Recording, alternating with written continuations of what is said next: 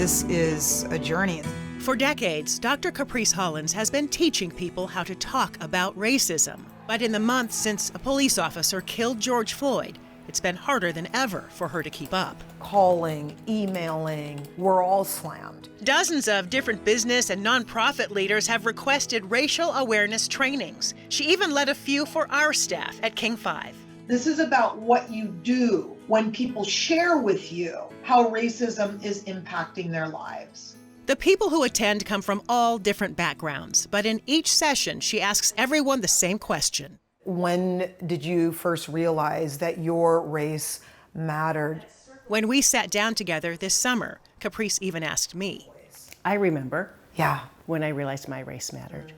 I was very young, probably 5 or 6, with my parents out camping with my brothers and sisters, all 5 of us, and we all jumped into the swimming pool, and all of the white kids got out of the swimming pool. And it was so confusing because we came to play, Yeah. and my father was there with us, and I remember him bouncing me around in the water and asking him, "Daddy, why don't the kids want to play with us? Why are the kids all getting out of the pool?" And he had to explain it to me. Yeah. They're getting out of the pool because their parents don't want their white children in the pool with black kids. It took her only seconds to recall her own story in Oregon. Now I'm in the 4th grade, my sister's in the 2nd grade.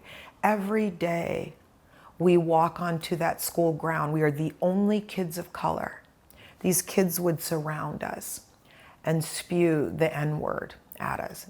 And I never told anybody how being called the N-word felt. I never talked with anybody about how I tried to be this good person. That if I was nice, maybe if I made myself perfect, then maybe people would treat me, white people would give me a chance. Caprice says that is what it feels like for our nation's people of color. When I ask people of color this question, they'll say, I don't remember a time when my race didn't matter. And that's what we found when we sent a crew out to ask Caprice's favorite question. When did you realize your race mattered? 1975. Kindergarten in Dallas, Texas. Early on, I'm an immigrant. What kind of Chinese are you? Where I'm actually not Chinese.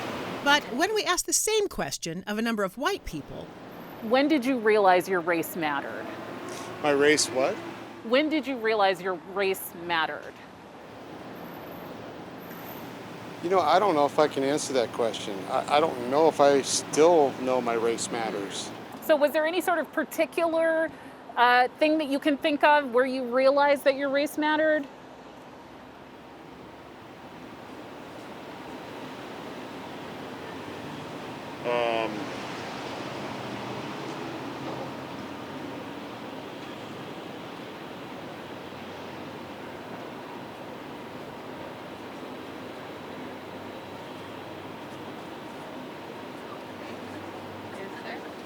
Yeah.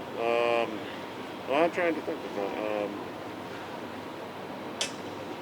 Any particular incident or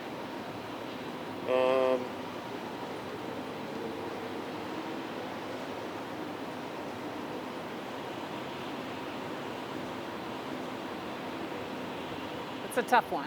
yeah. That question creates confusion. How is it that in 2021, white people still struggle or are confused by that? Why are we not further along? I think that white people are confused by it because there's nothing in their experience that leads them to think that they should be thinking of race any other way than to not think about race.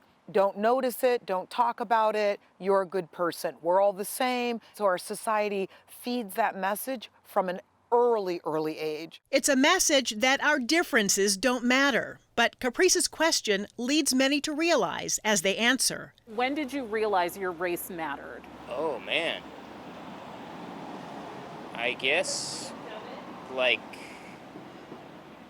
being white, I think I had the privilege of not really having to realize that until, a little bit later in life. But, yeah, that's a tough question. And I guess I've had the privilege I haven't really had to think about that as much. I kind of look at myself and go how the hell did I not get this before? Why do I have to be 50 years old, live in Seattle in a blue bubble, and it still took me this long to figure out? With a lot of friends of color, too. And like a fish doesn't know it's wet, the thing about privilege is it's set up so that you don't even know that you have it. That's why it's called privilege. There's got to be a lot of other people like me who finally get it. And there are, Caprice says, hundreds of people in her trainings questioning themselves in ways they never have before.